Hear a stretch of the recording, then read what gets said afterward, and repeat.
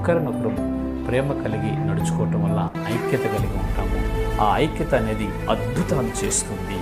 శాశ్వత జీవము, ఆశీర్వాదము మనం పొందుకుంటాము.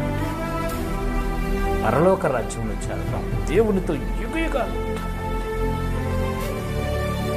ఈ శరీర జీవితంలో మనం జీవిస్తున్నాం కనుక కొన్ని విషయాల్లో తప్పిపోతూ ఉంటాం, అనేక విషయాల్లో మనం తప్పిపోతాం. వాటన్నిటి నుంచి దేవుడు మనల్ని క్షమించాలంటే మన ఎడల తప్పిదం చేసిన వారిని మనము క్షమించాలి. ముందు ఎన్నాళ్ళ వరకు క్షమించాలంటే 70 ఏళ్ల మట్టుకు మనం క్షమించాలి. 70 ఏళ్ల మట్టుకు మనం క్షమించాలి. 70 ఏళ్ల మట్టుకు మనం క్షమించాలి.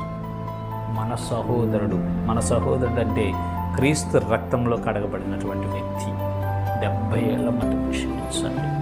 అలాంటి మనస్సు మనం ధరించుకున్నప్పుడు క్రీస్తు యేసుకు కలిగిన ఆ మనస్సు మనం